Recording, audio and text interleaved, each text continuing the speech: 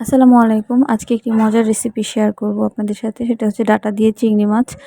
তো এই রান্নাটা সম্পূর্ণ হয়েছে আমার মায়ের হাতের রান্না। তো ভাবলাম আপনাদের সঙ্গে শেয়ার করি। আর এই ডাঁটাটা ছিল একদমই ফ্রেশ, গ্রাম থেকে আনা। তো সেজন্য মজার পরিমাণটা আসলে দ্বিগুণ থেকে ৩ গুণ হয়ে গিয়েছিল। তো এখানে নরমালি আমরা যেভাবে রান্না করি আরকি, পেঁয়াজ ১ম এ তেলে একটু হালকা ভেজে নিয়ে তাতে সব মসলাই ১ চামচ করে দিয়েছে। তারপর আদা রসুনের পেস্ট দেওয়া হয়েছে। তারপর চিংড়ি মাছগুলো একটু হালকা কষিয়ে এতে আলুগুলো আগে দিয়ে দেওয়া হয়েছে, যেহেতু আলু সিদ্ধর একটা বিষয় আছে। তো আলুগুলো আম্মু একটু নেড়েচেড়ে একটু ঢাকনা দিয়ে ঢেকে রেখেছিল ১০ মিনিটের মতো। তারপর উঠিয়ে তারপর এই তো ডাঁটাগুলো দিয়ে দিল।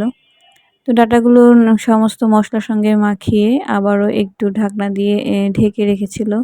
তো এই তো অনেকটা ডাঁটা প্রায় আধা সিদ্ধর মতো হয়ে গিয়েছে। তো এখন পরিমাণ মতো ঝোল দিয়ে দিচ্ছে।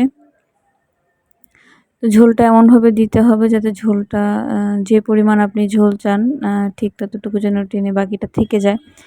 তো আমি আর একটু ঝোল শুকাবো, মাখা, মাখা করব। তো এই তো আমাদের রান্নাটা হয়ে গিয়েছে। একদম মাখা, মাখা ঝোলে ডাঁটার তরকারিটা একদম অসম্ভব মজা হয়েছিল। তো এভাবে করে আপনারা বাসায় ট্রাই করতে পারেন। অসম্ভব মজার হয়েছিল আজকের এই রান্নাটা। তো আজকে এই পর্যন্তই। সবাই ভালো থাকবেন। আল্লাহ হাফেজ।